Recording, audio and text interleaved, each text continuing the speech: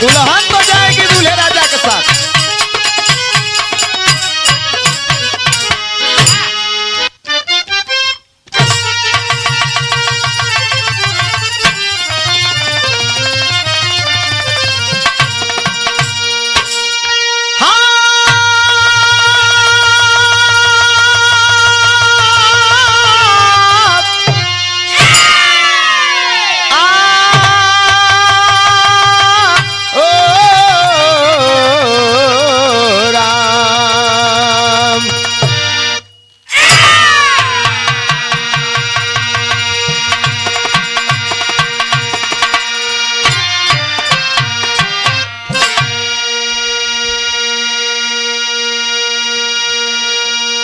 अच्छा भैया, हम गायक प्रमोद लाल यादव बनारसी आप लोगन के बीच में एक बहुत ही मार्मिक दर्दनाक कांड बिरहा लेकर के आ रहल है। आरपी म्यूजिक हमारे बड़े भैया राजू रंजन पाल आपके देख रेख में, आपके सौजन्य से लवली रिकॉर्डिंग स्टूडियो जौनपुर, हमारे बड़े भाई आप दीपक यादव जी, आपके अथक प्रयास और विशेष सहयोग परम आदरणीय बनारस चमराहा गोपपुर हमारे बबलू प्रजापति चाचा जी, मीडिया प्रभारी कमलेश वर्मा जी और अजय यादव भैया कबीर चौरा, स्वर्गीय राम खिलावन यादव पुजारी गुरुजी का सुपुत्र, आप एडवोकेट आनंद यादव प्रधान जी और हमरे महमूरगंज से आशीष भैया। ई कांड आप लोगन के बीच में लेकर के आ रहल है और ये में पता आप लोगन के बताई कि कलयुग एकदम चरम पे हो, रिश्ता को तार तार कर दिया जा रहा है। कहीं भी कौनो मोड़ पे बहन बेटी का इज्जत सलामत ना हो, या तो राजी हैं तो ठीक, अगर ना राजी हैं तो उनके आपन जान भी गवावे के पड़ी। एक कहानी मिल गई, तनी ठीक संरचना भयल। यही नारी समाज में कहीं हमारी बहन है, कहीं बेटी है, कहीं पत्नी है तो कहीं माँ है। वही माँ जो अमृत पान पिला करके दूध मुहे बच्चे को तैयार करती है और लइका बड़ा होलन, बियाह शादी होले तो घर में बहू आवेले, और जब बहू आवेले तो एक घर छोड़े लिन दूसर घर पावेलिन, एक माई बाऊ छोड़े लिन तो दूसर माई बाऊ पावेलिन। सास अर्थात माँ और ससुर अर्थात पिता, चाहे बेटी या बहू कोई अंतर नहीं है, लेकिन इस रिश्ते को भी शर्मसार कर दिए, इंसानियत शर्मा रही है। एक ठे इन नया कव्वाली का गीत है। अरे वाह, कैसे भैया?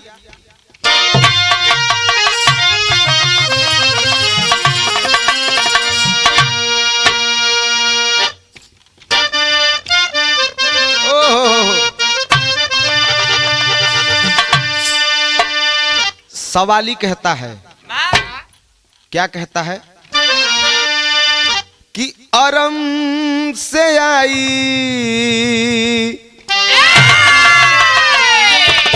अरे अरम से आई यही सदा है, अरम से आई जिया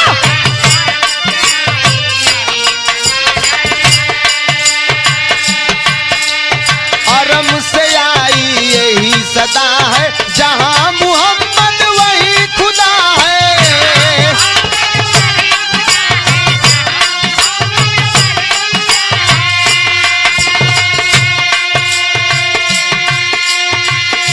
लेकिन भाव कितना बढ़िया लिखत हुआ हमारे गुरु, हमारे बड़े पिताजी आदरणीय कवि जी रमेश यादव कवि जी, कितना बढ़िया भाव लिखलन।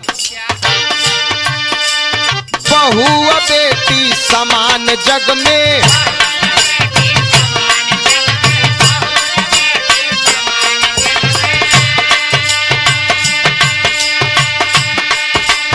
बहू बेटी समान जग में, कहीं धर्म कहीं मान जग में।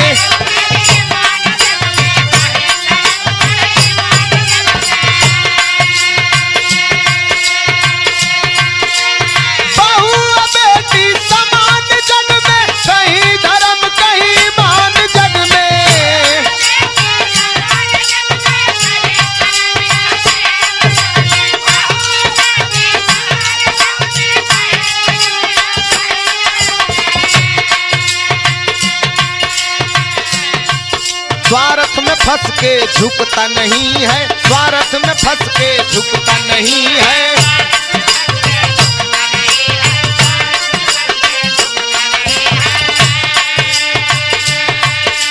स्वार्थ में फंस के झुकता नहीं है, बाजार में कहीं बिकता नहीं है।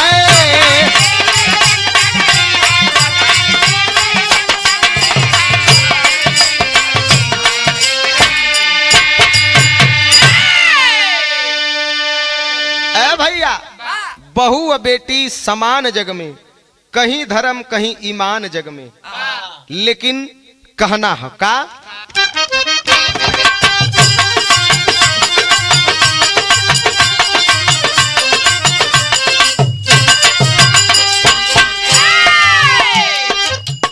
बहू बेटी है तो ससुर पिता समान सही। बहू बेटी है ससुर पिता समान सही, एक सरीखे में रिश्ता दिए भगवान सही।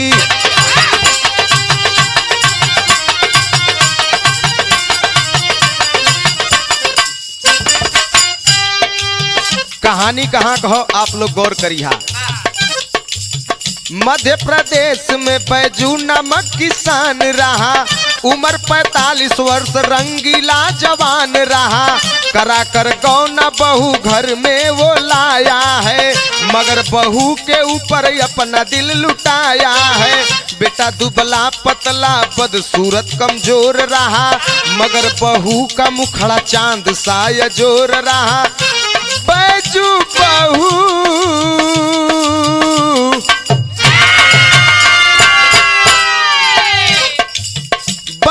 बहू के ऊपर नजर गड़ाया है, बैजू बहू के ऊपर नजर गड़ाया है। कैसे चंगुल में फांसू उसे आजमाया है, कैसे चंगुल में फांसू।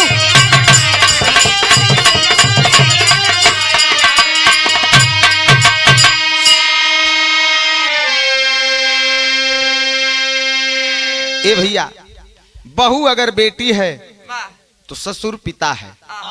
ये रिश्ता कुदरत के हाथ से बन के आया है। मध्य प्रदेश की एक कहानी सामने आती है। एक किसान जिनकर नाम रहल बैजू, उम्र 45 साल हो गई हो, लेकिन अब वही देही में रुआब हो, रंगीन मिजाज कर रहल।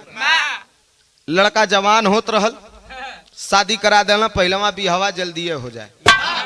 शादी करा देना, घर में बहू के लेके अलन, चांद सी सुंदर बहू। लेकिन लड़का बहू के मामले में थोड़ा से कमजोर रहल, शरीर से भी और चेहरा से भी। उनकर बाबू सोचल कि लड़कवा तो हमार कमजोर है। पता नहीं मेहरारू वहीं करे रखे आई कि न आई, वो हाथ बटावे के सोच गिलन। बहू के ऊपर दिल लुटा देलन और उसे कैसे अपने आगोश में ले लूं, यही दिन रात सोचने लगे। लेकिन एक लाइन गीत का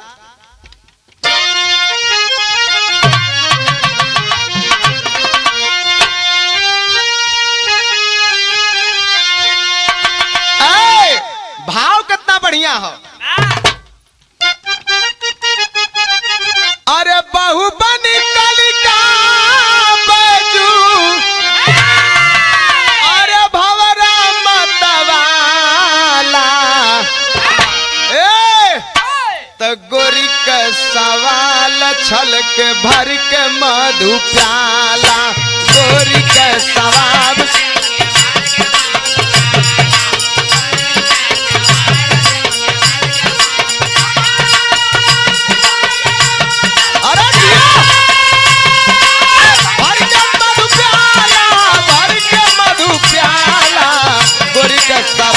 छल के।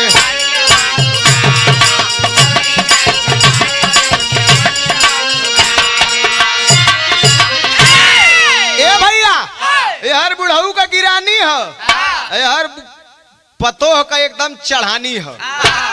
अंग अंग खूबसूरती झलकत है। अच्छे अच्छे देख के लगा सिहर कि नहीं तो बैजू पतोह ली आल बाण।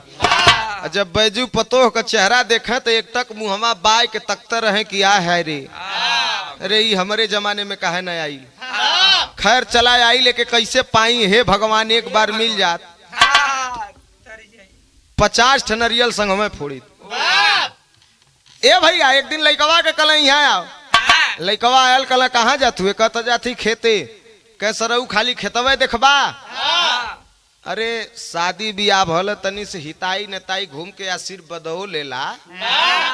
कहे तो बाबू कहाँ जाई, कहे चल जो अपने फुआ की हन, न समझ में आवे तो चल जो अपने नानी की हैं, नहीं तो अपने मौसी के चल जो।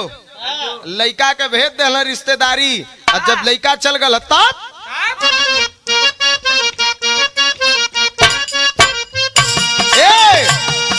एक दिन बेटवा चली गया रिश्तेदारी।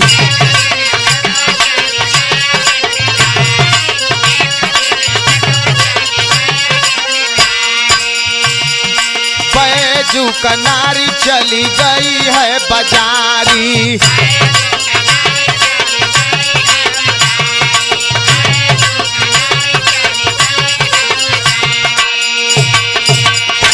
अरे बहाना मोरे राम, अरे बहाना बनाया बहू, अरे सिरू पिराला। गोरी के सबाब छल के भर के मधु प्याला, गोरी के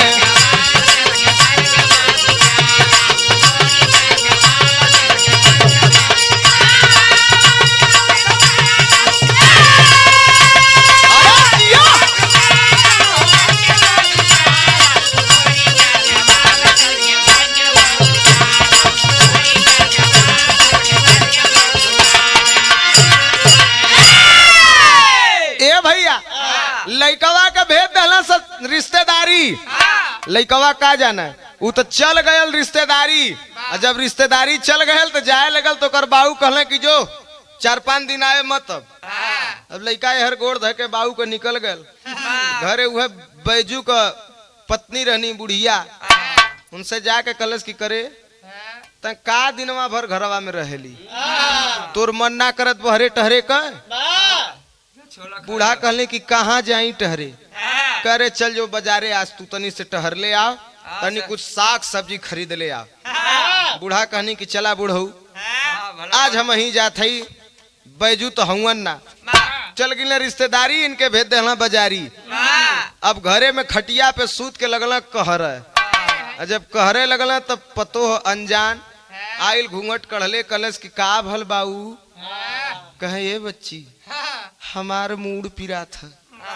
कहे मूड पीरा था, कहे हाँ बड़ा तेज कपार दुखा था, जना था कि कपड़ा फाट जाई। अब कहे का करी, कहे तई पसर भर यही चानी पे तेल धैदा। लेके आइल कटोरिया में तेल, तेल लगावे के लिए, सर दबावे के लिए। तब भयल का कहना है,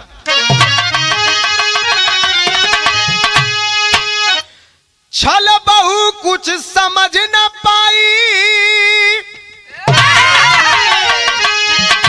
अरे लागी सिर को दबाने, मदहोश बैजू बदन बहू का, लगा तभी सहलाने।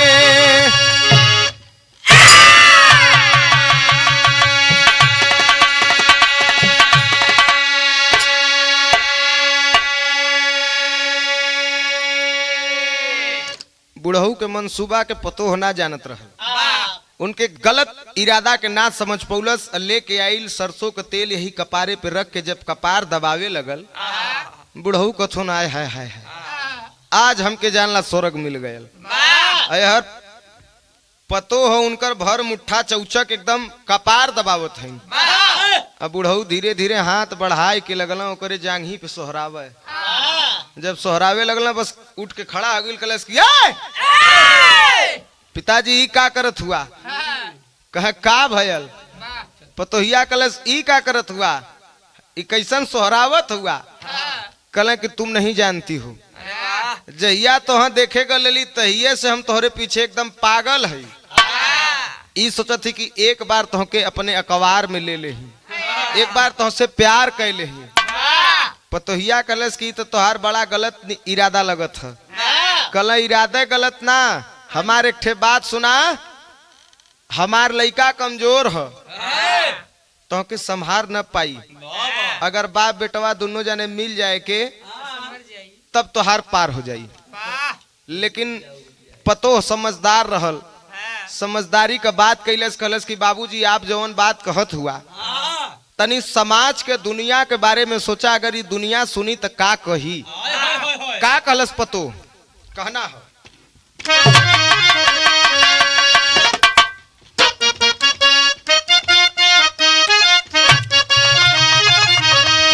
यह कहलस कि पपिनिया अरे जग बनाई हमके, अरे पपिनिया जग बनाई हो, पपिनिया जग बनाई हमके। बोली बहू की बाबा लूटा जनी जवनिया,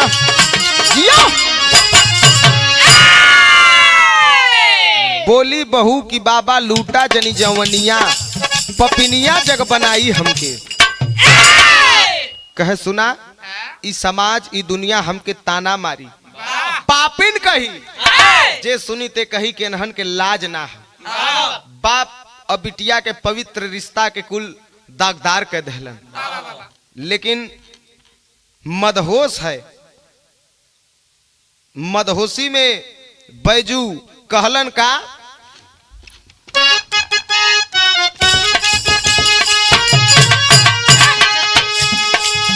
अरे मदहोशी में बैजू बोला,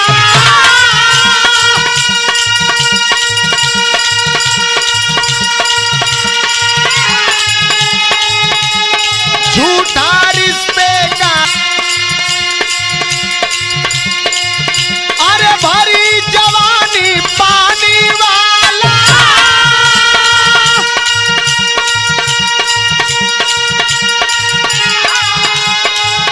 अरे मौज उड़ाओ संग हंस करी,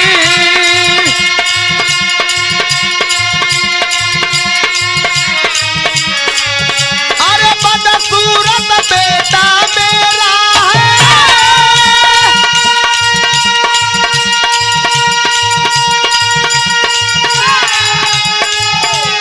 तेरे योग्य जो नहीं अगरी,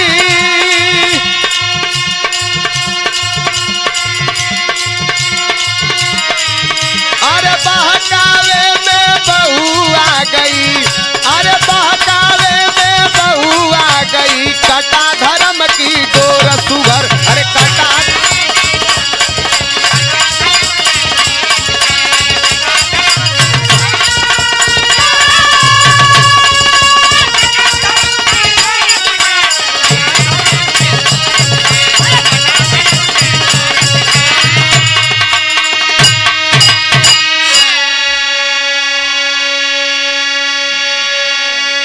भैया। मदहोशी में बैजू बोल रहा है अपने बहू से कि ई झूठा रिश्तेदारी के छोड़ा, इस सारा रिश्तेदारी का चक्कर छोड़ा, ये सब बेकार हो। तोहार जवानी हो, मौज उड़ावा, हमार लड़का तोहरे योग्य ना हो, ये हम जानत है। बदसूरत भी हो और कमजोर भी हो, तोहरे योग्य ना हो, हम तोहार पूर्ति करब।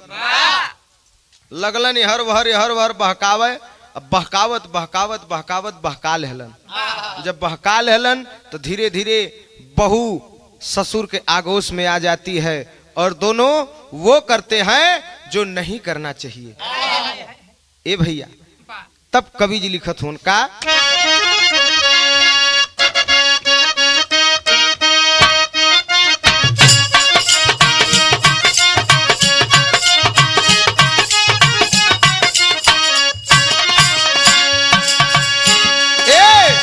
इश्क में मारल गईली इश्क में मारल गईली मतिया पपिनिया के, मतिया पपिनिया के रिश्ता भइल तार तार। 9 साल के देख गईले छोटका लाला नावा हो, छोटका लाला नावा हो माई से पहले जहार।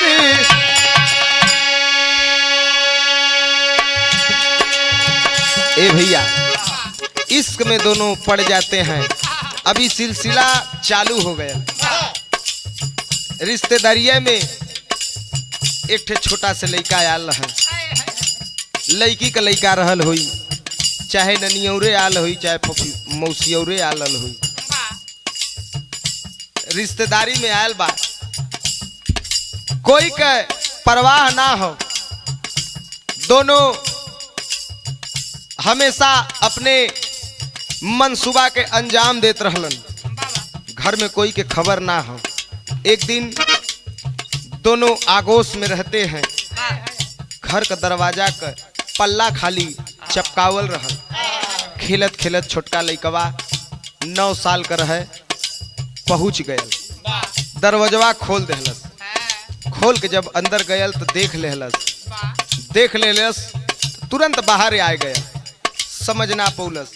जाय के बैजू के पत्नी से सारी बात बतावे लगल कि ऐसे ऐसे देखली है, का करत रहना लोगन बतावा हमके। उनकर पत्नी बात के दबावे लगली, बेटा चुप हो जा, उन्हों के पता ना रहल, बुढ़ऊ से बाद में पूछब। लेकिन धीरे धीरे शाम होए लगल। यहर ससुर और पतोह दोनों सोचत हुन कि लइका रहल, देख लेलस, पूरे गांव में हल्ला हो जाई।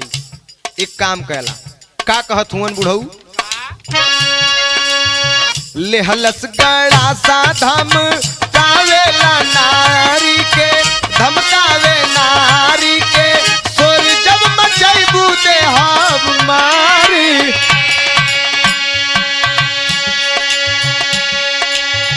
नारी के धमका के बंद कैलस जापनिया हो, कैलस जापनिया हो, लइका के डर बारी बारी जी। बच्चे के बात पर आती है बैजू की पत्नी और पूछ देती है, ये सब का लइकवा कहत रहल है। बुढ़ऊ कलन लगत है लइकवा तोहसे बतौलस। अब जाए के पूरा गांव भर बताए दही, हल्ला कह दही, लइका के बुद्धि है। एक काम करा, तू अपन जबान एकदम बंद रखा, वो जवन बतौलस सब सही है। हम दोनों एक दूसरे से प्यार करीला, हमार लड़का होकर पूर्ति ना कर पावत रहल, उसको जितना प्यार चाहिए उतना प्यार नहीं दे पाता था।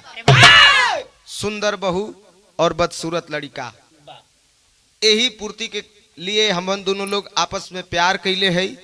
संगवे जिए के संगवे मरे के, अतोके अगर अपन जिंदगी प्यारी हो तो चुप रहिया नहीं है, गड़ासा देखला, यही गड़ासा से तोहके बोटी बोटी काट दे। धमकाए के बुढ़िया का जबान बंद करा देलन बुढ़ऊ। लेकिन बुढ़िया के डर रहल कि हमके धमकाए के चुप करा देलन, कहीं ऐसा न हो कि लइकवा के कुछ कर दे। हर मन में प्लानिंग चलत हो कि लड़का के संगे का करे के बा। कहना हो भयल का,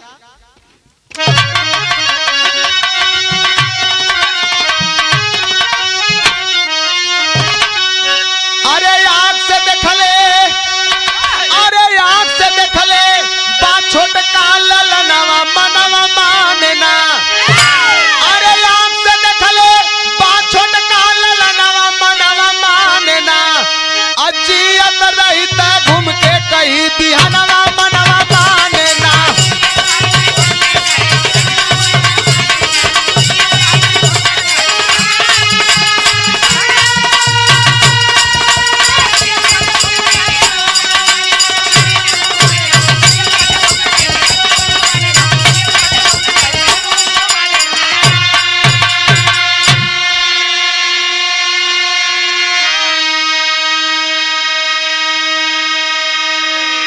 रात के ससुर पतो है आपस में बात करत हुवन कि देखले हो, और देख के बुढ़िया से बतौलस बुढ़िया के तो धमकाए के चुप करा देली है, लेकिन अगर गांव में अगर एको आदमी से कहलस तो दुनिया ओकर बात मानी कहे के वही लइका बा, बड़ा बेइज्जती होई। एकरे संगे का कल जाओ। पतोहिया कहलस कि हम तो पहले तो हम मना करत रही, आखिर कैसे अभी तो पोल खुल जाई, हम दुनिया में बदनाम हो जाए के दुनिया हमके मेहना मारी, का करल जा। बुढ़ऊ कहलन कि सुना ओकर उपाय हो, काहे न ओकर जबान ही बंद कर देवल जा। कहे जबान कैसे बंद करबा। कहलो के अब अपने जान से हाथ धोए के हुई। पतोहिया कहलस कि ये सब पाप हो, ऐसा मत करा, एक तो पहले ही पाप करत हुआ। पाप मत कर। कहला कि तू चुप रहा, तू ज्यादा मत बोला, अपन इज्जत बचावे के हो। तो उ लड़का के अपने जान से हाथ धोए के हुई। ए भैया कैलस का, अरे मार कटारी लाल को दुआरे पे लाश दफनाई हो, उसके ऊपर काज पुआल का बड़ा दिया लगवाई हो। अरे नारी बेहोश हो गई देख के खूनवा, मनवा माने ना, अब बड़का बेटवा से कैले बहनवा मनवा मुनना। ए भैया कटारी लेकर के बैजू वो छोटा बच्चा 9 साल के बच्चा के अंगने में बोटी बोटी काट देलन। कटले के बाद दुआरे पे गढ़ा खन के रात के समय दफनाए के वही के ऊपर घास फूस फेंक के छोटा छोटा पौधा लगा देलन कि केहू के शक ना हो। नींद खुल गई अचानक बैजू के पत्नी के। अंगने में जब अलीन खून देखलीन तो खून देख के गस्त खा के गिर गईलीन। सारी माजरा को समझ गई और जब दुआर पे अलीन है तो देखत है बुढ़ऊ पेड़ लगावत हूँ। जाके पूछ देलीन ई का करत हुआ। बुढ़ऊ देखलन अपने पत्नी के तो कहलन चुप, एकदम बोले मत। कहे ई का करत हुआ। कहे पेड़ लगावत है। काहे पेड़ लगावत हुआ, ताकि कोई के शंका न हो।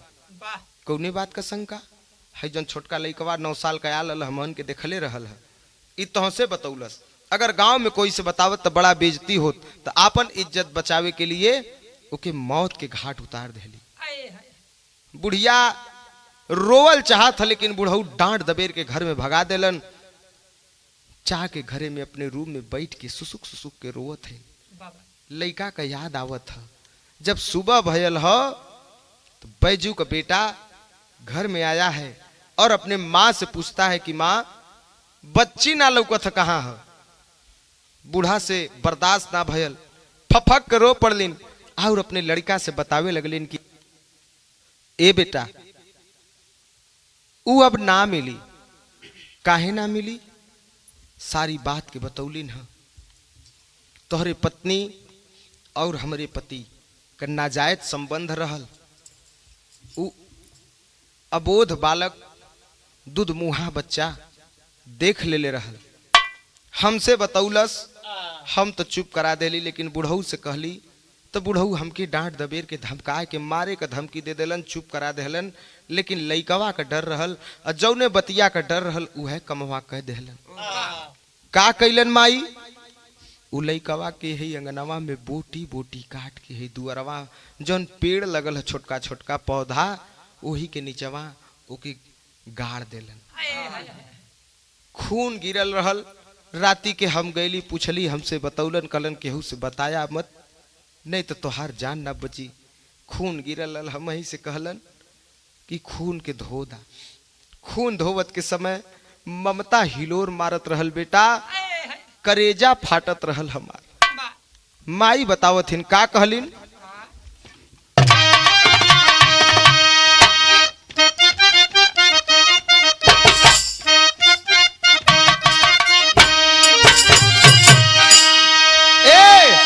होले हो विनाश काले विपरीत बुधिया भैया।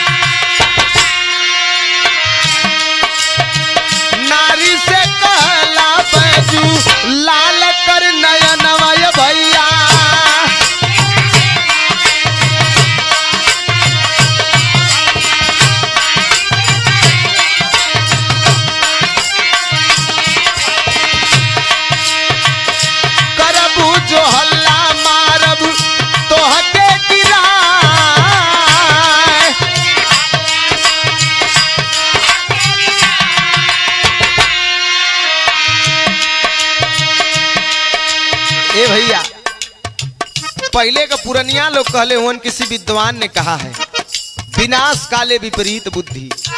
जब विनाश का समय आवेले तो दिमाग काम ना करत, उल्टा काम करेले। और जब काम के वशीभूत आदमी होलन तो इज्जत मर्जात, जात कुजात, दिन दोपहरिया रात अनहरिया कुछो ना दिखता। उनके एक का नशा रहेले। लड़का से जब सारी बात बतौलिन, लड़का गयल हो घर में बैठ के रोवत हो, तब तक बुढ़ऊ आ गईलन। कल करे लइकवा से बतौली है का? कहे नहीं, हम कोई से ना कहली है। कहे बताया मत, अगर हल्ला करबू तहु के ही अंगना में काट दे। लेकिन लड़का एकाएक उठा है घर में से और जाता है बाहर। तो गया कहाँ? थानावा पे रपटली खवले ललनवा ये भैया।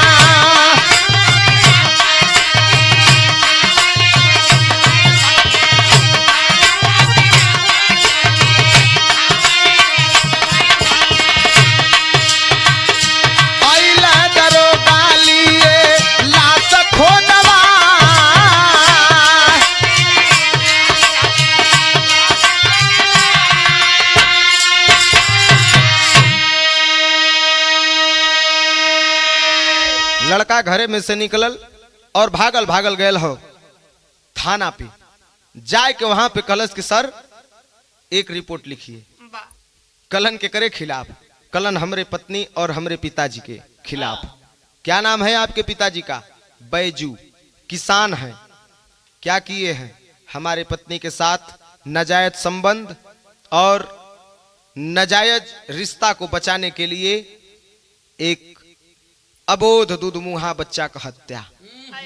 कलन सबूत? कहे एकदम दिखाई। चला ले करके दल बल अलन अपने दरवाजे पे और बोलन इस पौधे को उखाड़ के यहीं पर खोदिए, यहीं पर आपको सबूत मिल जाएगा। पुलिस खुदवाया है। तब तक घरे में से 4 ठगेला हवलदार बुढ़ऊ के 2 मिला यहर से 2 मिला यहर से पकड़ना, और लेडीज कांस्टेबल गई है बहू को पकड़ती है। लिया के दुआरे पे दोनों जाने के खड़ा कर देहलस। और जब खनवौले हुअन तो वही के नीचे वो लड़का का छोटा छोटा कटा हुआ शरीर पाया गया।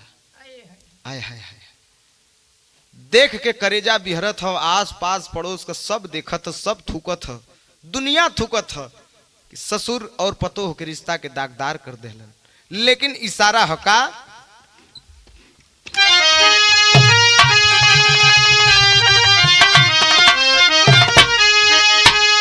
अरे भाई चलान रंगे हाथ बैजू गईल पकड़ी, तब पाँव में मेरी दोनों हाथ में लगल बाहत कड़ी।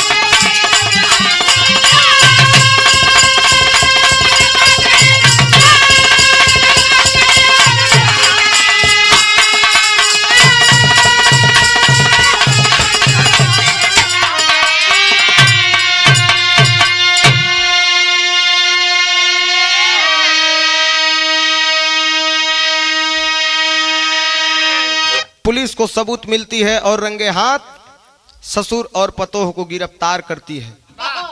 दोनों जाने के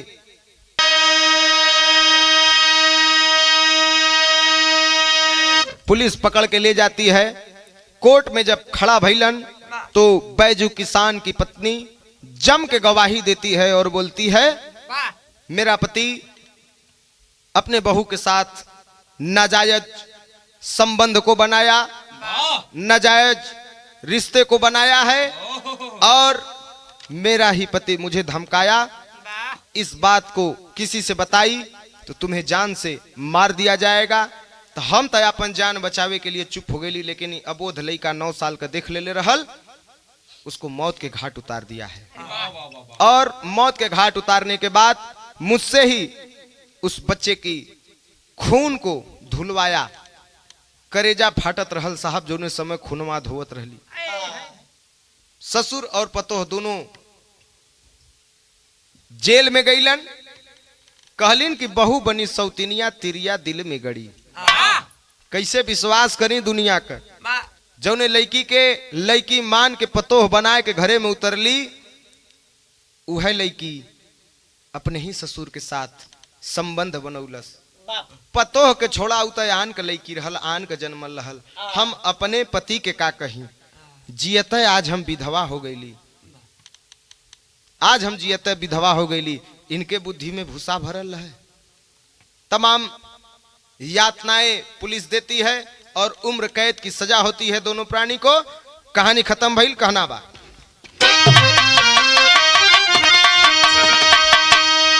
गुरु बिहारी, गुरु गणेश, चंद्रिका, गुरु रामलाल, राज नारायण, कवि नरेश,